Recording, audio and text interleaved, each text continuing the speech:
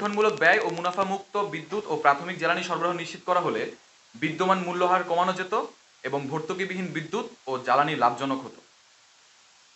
ভোক্তাদের এমন সব যৌক্তিক বক্তব্য সরকার কখনো আমলে নেয়নি এবং বিদ্যুৎ ও জ্বালানিকে লুণ্ঠনমূলক ব্যয় ও মুনাফা মুক্ত করার ব্যাপারে সরকার কখনো এগিয়ে আসেনি। বিগত 54 বছরে বাংলাদেশে একদিকে সরকারের জ্বালানি নীতি ও পরিকল্পনা গ্রহণ এবং বাস্তবায়নে বিশ্বব্যাংক, এডিবি, জাইকার মতো উন্নয়ন সহযোগী প্রতিষ্ঠানসমূহের নীতি সহযোগিতায় বিনিয়োগ সুরক্ষার নামে বিনিয়োগকারীদের অবাধ লুণ্ঠন নিশ্চিত করার লক্ষ্যে আইন, নীতি এবং চুক্তির ক্রমবিকাশ ঘটেছে।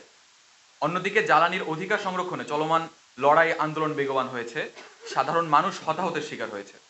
আমরা কিছু আন্দোলনের নাম বলতে পারি, যেমন ফুলবাড়ি আন্দোলন ও হত্যাকাণ্ড, কনসার্ট বিদ্রোহ ও হত্যা ও গণহত্যা, টাটার জ্বালানি ও জ্বালানিজাত পণ্য রপ্তানির প্রকল্প বিরোধী আন্দোলন, কাফকো চুক্তি সহ পাইপলাইনের স্থলভাগের গ্যাস ও এলএনজি হিসেবে সাগরের গ্যাস রপ্তানি বিরোধী আন্দোলন, সুন্দরবন রক্ষায় রামপাল বিদ্যুৎ কেন্দ্র বিরোধী যে আন্দোলন হয়েছিল, তারপর আমদানি নির্ভর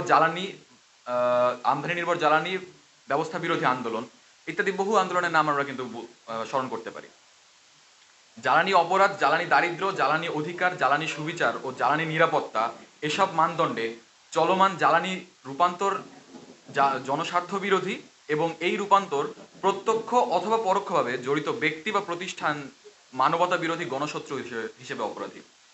ঐতিহাসিক ঘটনাবলী থেকে উঠে এসেছে জ্বালানি রূপান্তরের কাঠামোগত পরিবর্তনের নীতি চাহিদা, জনস্বার্থ তথা জ্বালানি অধিকার সংরক্ষণের প্রশ্নে বাণিজ্যিক নয়, সেবা খাত হিসেবে জ্বালানি খাতকে রাষ্ট্রীয় মালিকানায় পুনর্বহালের প্রস্তাব করা হয়েছে।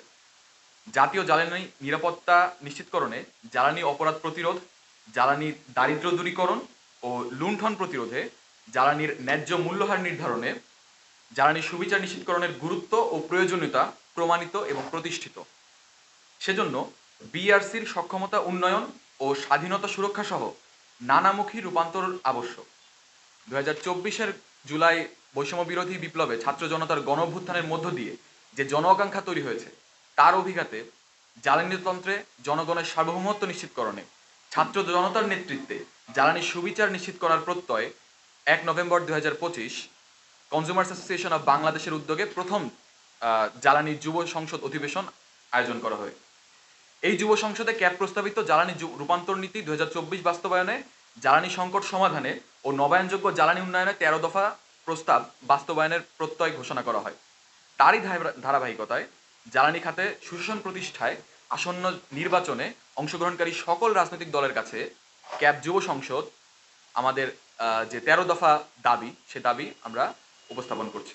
প্রাথমিক জ্বালানি খাতকে বাণিজ্যিক খাত হতে পুনরায় সেবা খাত হিসেবে প্রতিষ্ঠিত করা এবং সরকারি সেবা মুনাফামুক্ত নিশ্চিত করে বিদ্যুৎ ও জ্বালানি সরবরাহ কস্ট প্লাস নয়, কস্ট ভিত্তিক নিশ্চিত করা। 2.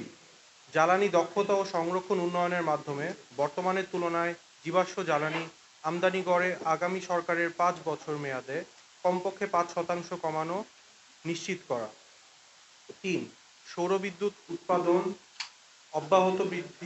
অব্যাহত বৃদ্ধি দ্বারা ওই 5 বছরে গড়ে 15% বিদ্যুৎ উৎপাদন বৃদ্ধি করা এবং ছোট শিল্প হিসাবে এ বিদ্যুৎ উন্নয়নকে অগ্রাধিকার দেয়া। 4. এলএনজি আমদানি বৃদ্ধি 5 বছরের জন্য রহিত করা এবং কয়লা বিদ্যুৎ উৎপাদন দক্ষমতা বৃদ্ধি নিষিদ্ধ করা। 5. গ্যাস উন্নয়ন তহবিলের অর্থে গণশুনানির ভিত্তিতে স্থলভাগের শতভাগ গ্যাস বাপেক্স সহ দেশীয় কোম্পানির দ্বারা শতভাগ অনুসন্ধান ও উত্তোলন নিশ্চিত করা। আমরা ক্যাব যুব সংসদ প্রত্যাশা করছি যেসব রাজনৈতিক দল বা ব্যক্তি আমাদের আগামী জাতীয় সংসদ নির্বাচনে দাঁড়াবে, তারা যেন আমাদের এই 13 দফা দাবিকে তাদের রাজনৈতিক নির্বাচনী ইশতেহারের অন্তর্ভুক্ত করেন এবং দেশের বৃহত্তর জাতীয় স্বার্থে আমরা সবাই ঐক্যবদ্ধভাবে আমাদের জ্বালানি নিরাপত্তাকে সুদৃঢ় করার জন্য মনোযোগী হই। ধন্যবাদ।